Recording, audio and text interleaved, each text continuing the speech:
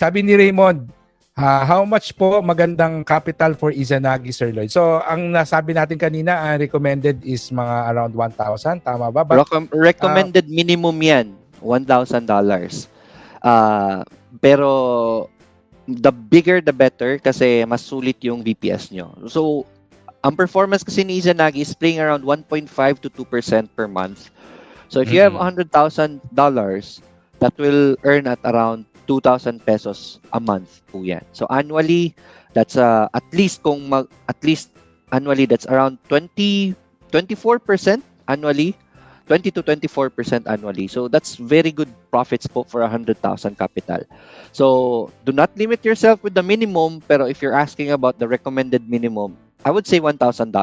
At least may kikitain na kayo sa $1,000 nyo na mas malaki na kaysa sa bangko, tsaka safe. Pero okay to ask, magkano yung pinakamataas na nakalagay sa Izanagi among your members? Meron na ba naglagay ng $1 million? Wala pa. Pinakamalaki natin is 10 million pesos. So, wow, 10 million pesos, pero kasi pinalitan nyo pa yung settings, yung risk settings niya. 'Di ba si Izanagi, yung ano niya, yung drawdown niya is at around 25%. So, pwede pa kasi nating ma-lessen ang risk niyan. Kung 10 million is very important for you, pwede pa nating liitan ang trade size, ang risk niyan. So, you already know sa mga may idea na about Izanagi, half lang yan ang tinitrade natin. Kaya very safe si Izanagi. So, let's say sa 1 million, half million lang ang tinitrade niyan. So, that's where the risk plays. Kung gusto nyo mas liliit pa ang risk ng 1 million nyo, pwedeng 250,000 lang yan i-trade natin, and the other 75% ng funds nyo or 80% ng funds nyo is to protect the account. Mas liliit pa lalo yung risk niya. So someone told us na, Sir Lloyd, gusto ko, let me know how much ang capital ko dapat to earn. Let's say I want to earn 20,000 or 40,000 a month lang, pero gusto ko mas safe. So we told him na kung gusto mo mas safe, 10 million, pero ang iti-trade natin sa account mo is 2.5M lang. The other 7.5M will sit there as a buffer just in case mag-negative ang market, hindi masusunog ang account. So sobrang safe. So ganun. sobrang okay ng kita niya, sobrang safe. So pwedeng ganun. So it's up to you talaga magkano gusto mong kitain, and it's up to you kung how safe do you want it to be.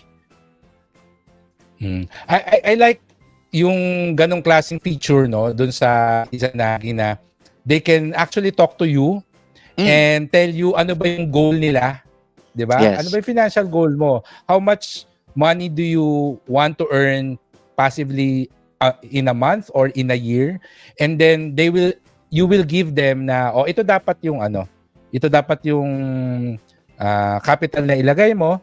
Tapos ganito yung gagawin nating risk settings para hindi ka rin masyadong kabahan, no?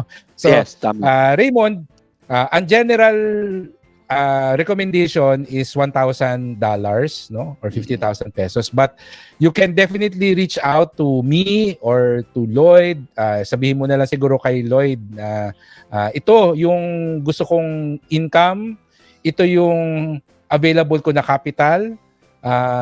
Gawa tayo ng paraan para ma-achieve yung goal mo. Kasi possible din naman na katulad ng nabanggit natin kanina, kung 10,000 pesos ang capital mo for now, then ilagay muna natin sa Didikila, tapos yung kinikita niyan, tsaka natin ipunin para maka-Izanagi ka, no? So there are always options, hindi to parang black and white, no? There's always a lot of mga strategies, no, mga paraan para i-customize natin yung inyong experience in the Izanagi community, and that's also one of the things that I like as a member of this community. So maraming salamat, Raymond. So again, kung gusto nyo to learn more about yung Izanagi community and the Didikila copy trading strategy, meron akong ginawa na dedicated page, yung bit.ly/ Learn Forex PH, and you can